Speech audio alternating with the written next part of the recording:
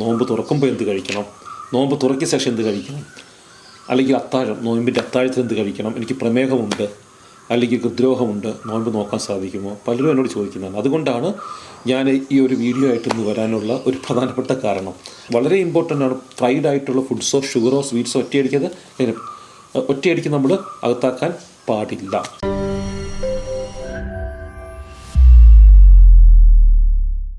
നമസ്കാരം, ഞാൻ doctor Soumya from Tamil Nadu.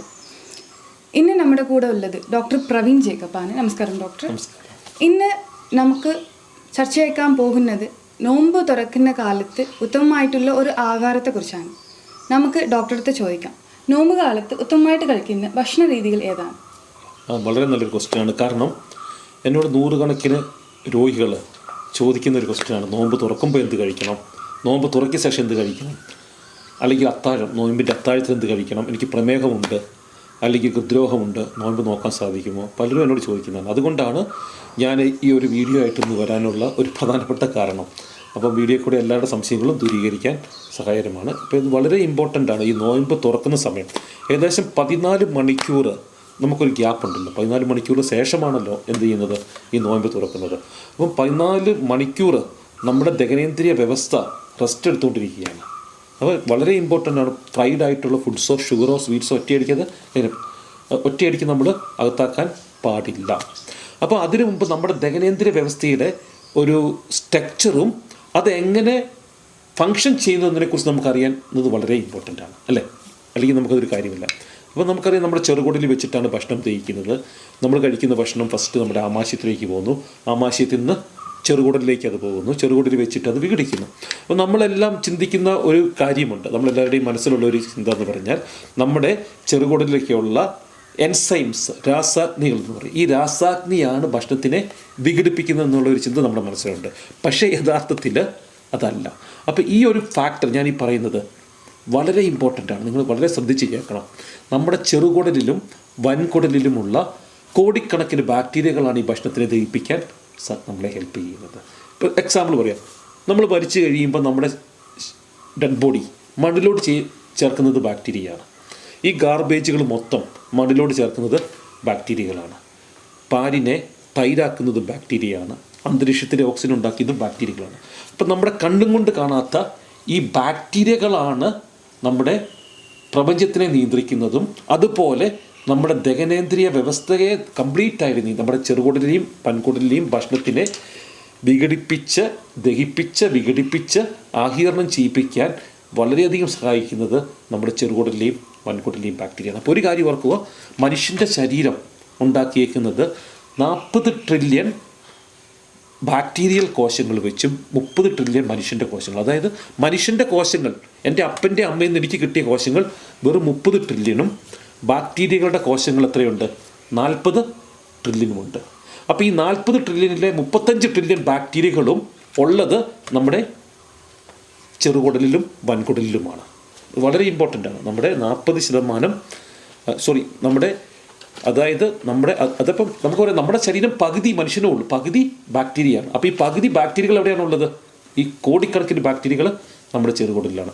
അപ്പോൾ ഒരു കാര്യം ഓർമ്മിക്കണം, ഈ 14 മണിക്കൂർ നമ്മൾ ഉപവസിക്കുമ്പോൾ നമ്മുടെ ബെറ്റർ ഹാഫ്, നമ്മുടെ ബാക്ടീരിയകളും 14 മണിക്കൂർ ഉപവസിക്കുകയാണെന്നുള്ളൊരു കാര്യം മനസ്സിൽ വെക്കണം.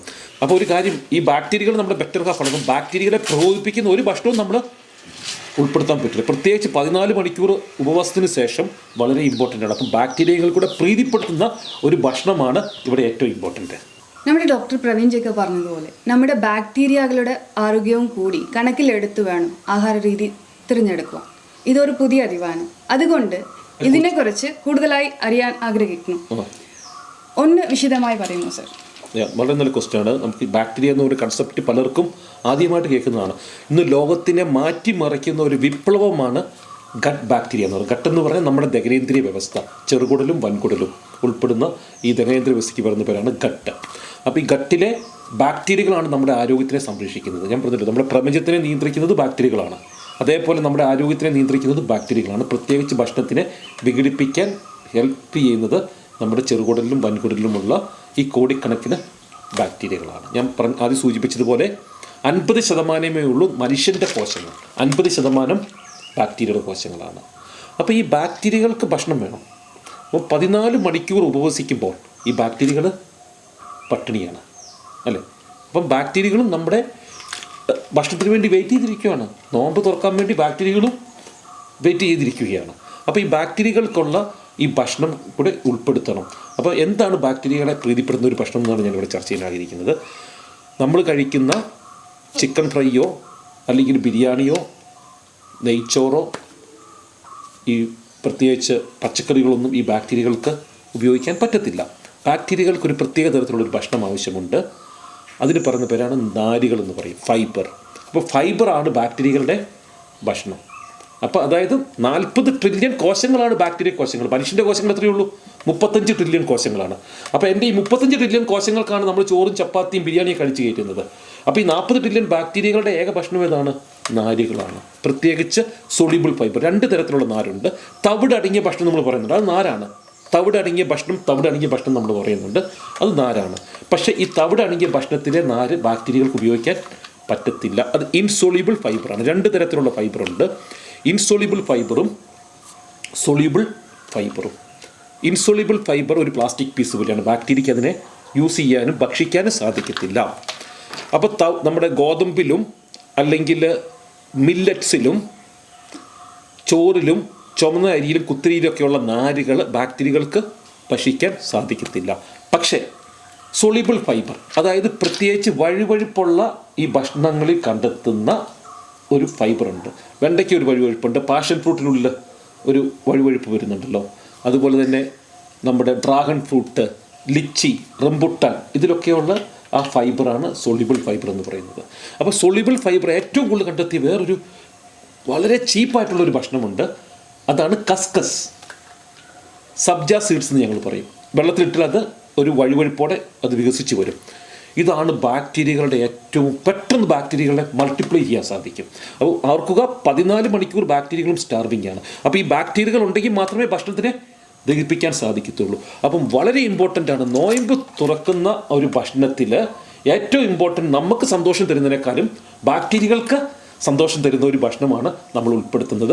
അപ്പോൾ കസ്കസും കൊണ്ട് നോയമ്പ് തുറക്കാൻ, ബാക്ടീരിയകളെ പ്രീതിപ്പെടുത്താൻ ഉത്തമമായിട്ടുള്ള ഒരു അമേസിങ് ഇൻക്രെഡിബിൾ ബ്രേക്ക്ഫാസ്റ്റ് റെസിപ്പി എൻ്റെ ഭക്ഷണത്തിൽ ഞാൻ സ്ഥിരമായിട്ട് ഉൾപ്പെടുത്തുന്നതാണ്. അപ്പോൾ എനിക്കറിയാം ഡോക്ടർ സൗമ്യ അതിൻ്റെ എക്സ്പേർട്ടാണ്, ഒരു കുക്കിംഗ് എക്സ്പേർട്ടാണ് ഡോക്ടർ സൗമ്യ. അതുകൊണ്ട് തമിഴ്നാട്ടുകാരിയാണ്. മലയാളം പറയാൻ കുറച്ച് ബുദ്ധിമുട്ടുണ്ടെങ്കിൽ പോലും ഈ പുള്ളിക്കാരുടെ എക്സ്പെർട്ടൈസ് നിങ്ങൾക്ക് പരിചയപ്പെടുത്താൻ വേണ്ടിയാണ് ഞാനിന്ന് ഇവരെ ഇൻവൈറ്റ് ചെയ്തേക്കുന്നത്. അപ്പോൾ ഡോക്ടർ സൗമ്യ നമുക്കൊരു മനോഹരമായിട്ട് നമ്മുടെ ബെറ്റർ ഹാഫ് ബാക്ടീരിയനെ പ്രീതിപ്പെടുത്തുന്ന, നോയമ്പ് തുറക്കാൻ ഉത്തമമായിട്ടുള്ള ബ്യൂട്ടിഫുൾ നോയമ്പ് തുറക്കാൻ സാധിക്കുന്ന ഒരു ബ്യൂട്ടിഫുൾ റെസിപ്പിയാണ് ഇവിടെ ഇന്ന് പരിചയപ്പെടുത്താൻ പോകുന്നത്. ആദ്യമായിട്ട് 1 കപ്പ് കട്ടി തേങ്ങാപ്പാൽ എടുക്കുക. അത് ബൗളിലേക്ക് ഒഴിച്ചിട്ട്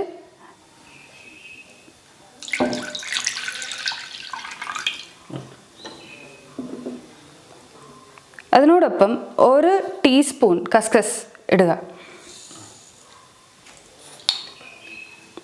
പിന്നെ ചെറുതായിട്ട് അരിഞ്ഞ അത്തിപ്പഴം അതിനോട് ചേർക്കുക.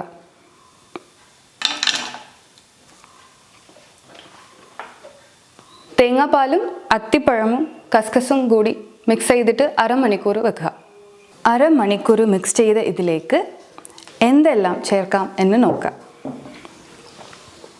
ആദ്യമായിട്ട് 2 ടീസ്പൂൺ ഉഴുമാമ്പലം,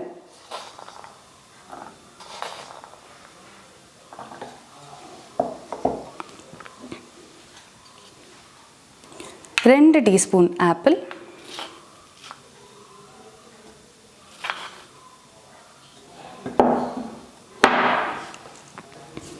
2 ടീസ്പൂൺ പഴം,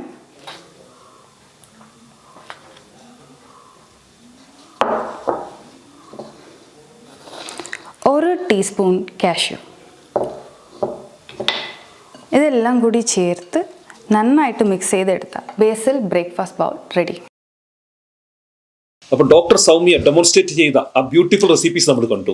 പ്രധാനപ്പെട്ട ഘടകങ്ങൾ തേങ്ങാപ്പാലിലേക്ക് കട്ടി തേങ്ങാപ്പാലിലേക്ക് കസ്കസ് 1 ടീസ്പൂൺ, 1 കപ്പ് തേങ്ങാപ്പാലിലേക്ക് 1 ടീസ്പൂൺ കസ്കസും ഏതെങ്കിലും ഡ്രൈ ഫ്രൂട്ട്സ്. നമ്മളിവിടെ ഇന്ന് ഉപയോഗിച്ചത് അത്തിപ്പഴമാണ്, ചെറുതായിട്ട് ഞുറുക്കിയിട്ട് അരമണിക്കൂർ സോക്ക് ചെയ്ത് വെച്ചു. ഇതാണ് പ്രധാനപ്പെട്ട സ്റ്റെപ്പ്. ഇതിലേക്ക് നമുക്ക് ഇഷ്ടപ്പെട്ട ഫ്രൂട്ട്സോ നട്ട്സോ പിന്നീട് എടുത്ത് ജസ്റ്റ് മിക്സ് ചെയ്യുക, യൂസ് ചെയ്യുക. അത് ഏറ്റവും നല്ലപോലെ ബ്ലെൻഡ് ചെയ്യുന്നത് ഈ റെസിപ്പിയുമായിട്ട് ഏറ്റവും സൂട്ടബിൾ ആയിട്ടുള്ള ഫ്രൂട്ട്സ് എന്ന് പറയുന്നത് മിക്സ് ചെയ്യാനുള്ളത് പൊമഗ്രനേറ്റ്, ഉറുമാമ്പഴം, പഴം, ചെറുപഴം, മൂന്നാമത്തത് ആപ്പിൾ, ചെറുതായിട്ട് സ്ലൈസ് ചെയ്ത ആപ്പിൾ. ഇതാണ് ഇതിലേക്ക് മിക്സ് ചെയ്യേണ്ടത്. അപ്പോൾ ഇത്ര വളരെ സിമ്പിൾ റെസിപ്പിയാണ്. തേങ്ങാപ്പാലും കസ്കസും വെച്ച് 10 മിനിറ്റ് കൊണ്ട് ഉണ്ടാക്കാവുന്ന ഈ സിമ്പിൾ റെസിപ്പി വളരെ ഹെൽപ്ഫുള്ളാണ് ഗട്ട് ബാക്ടീരിയനെ റിപ്പയർ ചെയ്യാനും. അതുപോലെ 14 മണിക്കൂർ ഫാസ്റ്റിങ്ങിന് ശേഷം നമുക്കുണ്ടാകുന്ന അസിഡിറ്റി, പുളിച്ചു തേട്ടിൽ, ഇങ്ങനെ പലവിധ കോൺസിക്വൻസിനെയും നമുക്ക് കൺട്രോൾ ചെയ്യാൻ ഈ റെസിപ്പി വളരെ ഹെൽപ്ഫുള്ളാണ്. നമ്മുടെ റെഗുലറായിട്ടുള്ള അതുപോലെ തന്നെ നമ്മുടെ സാധാരണ ഒരു ജീവിതത്തിൽ നമുക്കിത് ഉൾപ്പെടുത്താൻ സാധിക്കും. ഇത് വളരെ രുചികരമാണ്. അതുപോലെ എനിക്ക് റിക്വസ്റ്റ് ഉണ്ട്, നിങ്ങൾക്ക് ട്രൈ ചെയ്ത് നോക്കാം. ഇതിൻ്റെ ടേസ്റ്റ് നല്ലതാണെങ്കിൽ ഒന്ന് കമൻറ്റിലേക്ക് ഞങ്ങൾക്ക് ഇഷ്ടപ്പെട്ടതൊന്ന് സൂചിപ്പിക്കുകയാണെങ്കിൽ എനിക്കതൊരു മോട്ടിവേഷൻ ആയിരിക്കും. Doctor Soumya, thank you for this beautiful recipe. എനിക്കൊന്ന് ടേസ്റ്റ് ചെയ്യണമെന്ന് ആഗ്രഹമുണ്ട്. ജസ്റ്റ് ഒന്ന് ഞാൻ ടേസ്റ്റ് ചെയ്ത് നോക്കട്ടെ.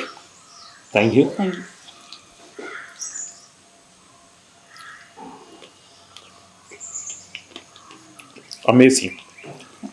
Amazing taste. ഇത് വളരെ ടേസ്റ്റ്ഫുള്ളാണ്.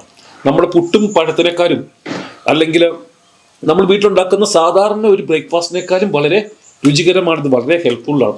ഈവൻ ഒരു 5 വയസ്സുള്ള കുട്ടി പോലും ഇത് ഇഷ്ടപ്പെടും എന്നുള്ളതാണ് ഇതിൻ്റെ പ്രത്യേകത. അതിനൊപ്പം തന്നെ ബെറ്റർ ഹാഫ്, നമ്മുടെ പകുതി നമ്മുടെ വയറ്റിലാണ് കിടക്കുന്നത്. അവരെ പ്രീതിപ്പെടുത്താൻ പറ്റിയ ഏറ്റവും നല്ലൊരു ബ്രേക്ക്ഫാസ്റ്റാണ്. നോയമ്പ് തുറയ്ക്ക് ഇതിലും ബെറ്റർ ആയിട്ടുള്ള ഒരു റെസിപ്പി വേറെ ഒന്നുമില്ല. Thank you doctor Soumya. എൻ്റെ വീഡിയോ കാണുന്ന ഈ ഓരോ പ്രേക്ഷകരും ഈ റെസിപ്പി ഒന്ന് വീട്ടിൽ ട്രൈ ചെയ്ത് നോക്കണം ഞാൻ വിനീതമായിട്ട് അഭ്യർത്ഥിക്കുന്നു. കാരണം ഇത് വളരെ രുചികരമാണ്, വളരെ ഹെൽത്തിയാണ്. ഡയബറ്റിക് പേഷ്യൻറ്റിനും ഹാർട്ട് പേഷ്യൻറ്റിനും ബ്ലഡ് പ്രഷറുള്ള പേഷ്യൻസിനും അതുപോലെ കോൺസ്റ്റിപ്പേഷൻ ഉള്ളവർക്കൊക്കെ ഇത് യൂസ് ചെയ്യാം. കാരണം ഇത് നാരുകളാൽ സമൃദ്ധമായിട്ടുള്ള ഒരു വളരെ ടേസ്റ്റി ആയിട്ടുള്ള ഹെൽപ്ഫുൾ റെസിപ്പിയാണ്. അതും കോക്കനട്ട് മിൽക്കിലാണ് ഉണ്ടാക്കിയിരിക്കുന്നത്. അതുകൊണ്ട് ലാക്ടോസ് ഇൻടോളറൻസ് ഉള്ളവർക്ക് പോലും ഇത് ഉപയോഗിക്കാം. അത് പരിചയപ്പെടുത്തിയ ഡോക്ടർ സൗമ്യയ്ക്ക് ഒരിക്കൽ കൂടി നന്ദി രേഖപ്പെടുത്തുന്നു. ആരോഗ്യകരമായ ഭക്ഷണരീതിയും നോമ്പും എന്ന ഒരു സീരീസ് ഓഫ് ടോക്കാണ് ഞാൻ ഇവിടെ നടത്താൻ ആഗ്രഹിക്കുന്നത്. കാരണം ഭക്ഷണരീതിയെക്കുറിച്ച് പറഞ്ഞാൽ ഒരു എപ്പിസോഡോ 10 എപ്പിസോഡോ കൊണ്ടോ ഒരു കാര്യം ആർക്കും മനസ്സിലാക്കാൻ സാധിക്കത്തില്ല. കാരണം ഈ ഫുഡിൻ്റെ സയൻസ് അത്ര കോംപ്ലിക്കേറ്റഡ് ആണ്, സങ്കീർണം നിറഞ്ഞതാണ്. അതുകൊണ്ട് ഒരു 10 സീരീസ് ഓഫ് ടോക്കാണ് നോയമ്പും ഭക്ഷണരീതിയും എന്ന ഈ ഒരു ടോപ്പിനെക്കുറിച്ച് ഞാൻ നടത്താൻ ആഗ്രഹിക്കുന്നത്. അപ്പോൾ ഓരോ എപ്പിസോഡ് മറക്കാതെ കാണണം, എങ്കിൽ മാത്രമേ അതിന് തുടർച്ച കിട്ടത്തുള്ളൂ, അതിൻ്റെ പ്രയോജനം നിങ്ങൾക്ക് ലഭിക്കുകയും ചെയ്യത്തുള്ളൂ. അപ്പം എപ്പിസോഡ് 1 ഞാൻ ചർച്ച ചെയ്യുന്നത് പ്രമേഹ രോഗികൾക്ക് നോയമ്പ് നോക്കാൻ സാധിക്കുമെന്നുള്ള ഒരു ടോപ്പിക്കാണ്. അതേപോലെ 2, 3 ചില റെസിപ്പികളും ഏതൊക്കെ ഭക്ഷണ രീതികളും ഉൾപ്പെടുത്താൻ പറ്റുന്നത്, ഫാറ്റ് എന്തുകൊണ്ട് ഉൾപ്പെടുന്നുള്ള ഒരു തുടർച്ചയായ സീരീസാണ് ഞാൻ പ്ലാൻ ചെയ്യുന്നത്. അതുകൊണ്ട് എല്ലാ എപ്പിസോഡും മറക്കാതെ കാണുക. ഈ എപ്പിസോഡിൻ്റെ ടൈറ്റിൽ നോയമ്പും ആരോഗ്യകരമായ ഭക്ഷണരീതിയും എന്ന ഒരു ടൈറ്റിലായിരിക്കും ഞാനിത് ചെയ്യുന്നത്. അപ്പോൾ എപ്പിസോഡ് 1, 2, 3, 4, 5 അത് തുടർച്ചയായിട്ട് കാണുമ്പോൾ മാത്രമേ അതിൻ്റെ പ്രയോജനം നിങ്ങൾക്ക് ലഭിക്കത്തുള്ളൂ. അതുപോലെ നിങ്ങൾക്ക് എല്ലാവർക്കും ആരോഗ്യകരമായ ഒരു നോയമ്പ് കാലം എല്ലാവർക്കും ഞാൻ നേർന്നുകൊണ്ട് ഞാൻ നിർത്തുന്നു. Thank you very much.